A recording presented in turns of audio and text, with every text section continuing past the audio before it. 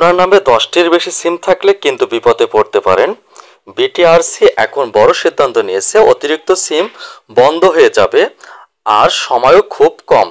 আজকে আমি বলবো কবে থেকে এটা শুরু হবে, কিভাবে চেক করবেন আর কিভাবে সিম বাঁচাবেন। আগে একজনের নামে সর্বোচ্চ 15টি সিম রাখা যেত, এখন নতুন নিয়মে তা কমে সর্বোচ্চ 10টি সিম করা হয়েছে। উদ্দেশ্য নিরাপত্তা, অপব্যবহার রোধ এবং আন্তর্জাতিক মান বজায় রাখার জন্য। সময়সূচি বলা হচ্ছে 1 আগস্ট 2025 থেকে এই নিয়ম কার্যকর হয়েছে।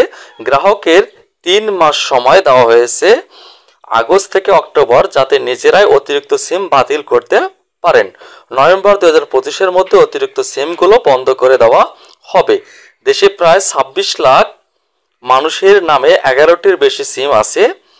এর ফলে প্রায় 67 লাখ সিম বন্ধ হয়ে যেতে পারে। আপনার নামে বেশি সিম থাকলে কোন সিম বেঁচে থাকবে আর কোন সিম বন্ধ হবে তা আপনার ব্যবহার নির্ভর করবে। এমএফএস বা বেশি ব্যবহৃত সিম অগ্রাধিকার পাবে। কিভাবে চেক করবেন আপনাদের নামে কয়টি সিম রয়েছে? মোবাইল অপশনে গিয়ে ডায়াল করুন *16001#, লেখার পরে সার্চ করবেন। তারপরে আপনারা আপনাদের এনআইডি কার্ডের শেষে 4টা ডিজিট দেবেন। দেওয়ার পরে দেখবেন আপনার নামে কতগুলো সিম নিবন্ধিত আছে এবং কোন অপারেটরে, সেগুলো সবগুলো দেখাবে। যে সিমগুলো ব্যবহার করছেন না সেগুলো অপারেটরের কাস্টমার কেয়ারে গিয়ে বন্ধ করে দিন, অন্যের নামে ট্রান্সফার করুন। এই সম্পর্কে কিন্তু আমার একটা ভিডিও আমার চ্যানেলে দেওয়া আছে, সেই ভিডিওটা আপনারা দেখে নিতে পারেন।